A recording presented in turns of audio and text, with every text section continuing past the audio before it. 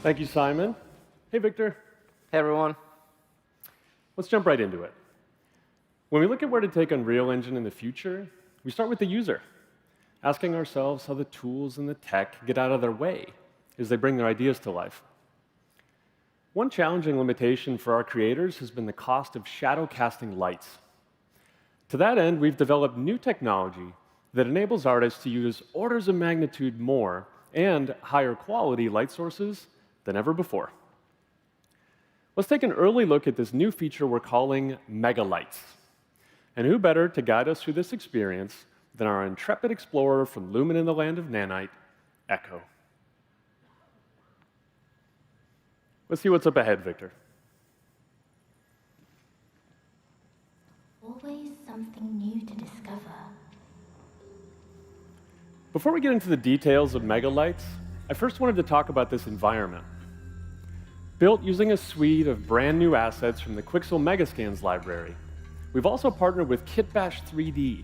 They're an awesome resource for 3D models and materials. You can soon find many of these assets on our new Fab Asset Marketplace if you want to use them in your own projects.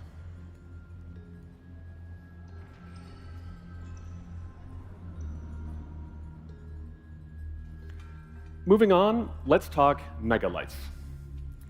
Unreal Engine is at its best when users can express themselves without technical constraint. Like Nanite did for triangles or Lumen for global illumination, Megalights removes limitation in a whole new category: direct lighting and shadows. Take, for example, these textured area lights, considered the gold standard of offline rendering. Here they are, in real time, spilling vibrant color into the scene, casting soft shadows, and illuminating the environment in a way artists simply couldn't have done before.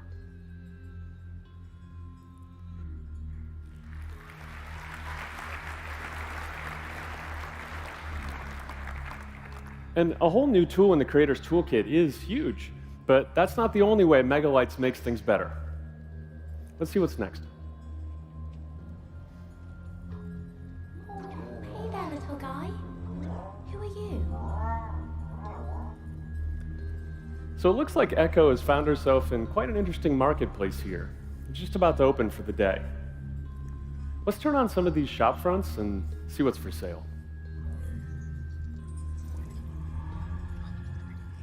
There's something missing, though. The scene, it's flat, it's undefined. Let's turn on shadows, but not just for a few important lights, for every single light in the entire view.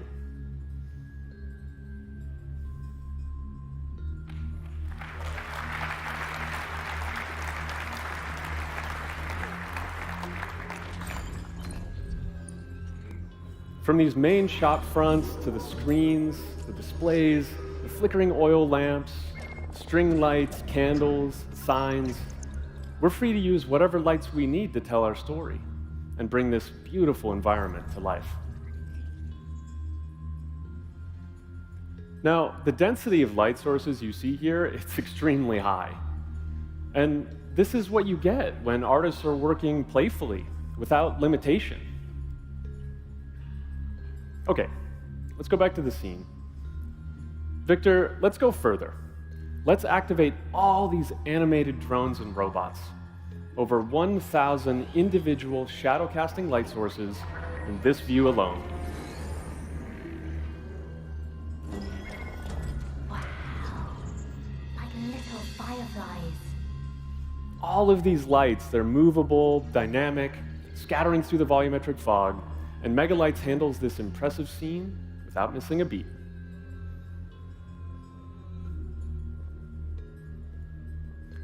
As we continue on, it's worth mentioning that removing these limitations around light count and shadows, it doesn't just apply to point and spotlights, but to area lights as well.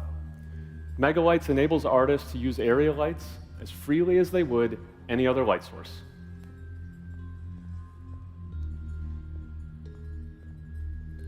Now, whether you're using textured area lights, light functions, crisp shadows, or lovely soft shadows, you can have huge numbers of lights of any type in whatever configuration works best for your scene.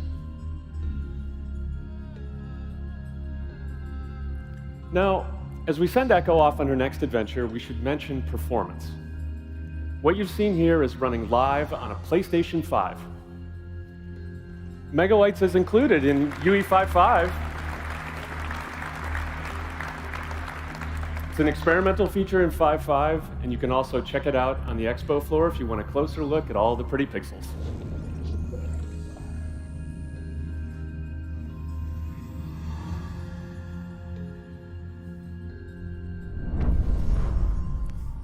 Thank you very much.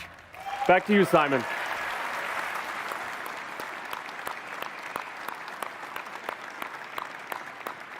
Wow, thanks, guys. That was truly amazing.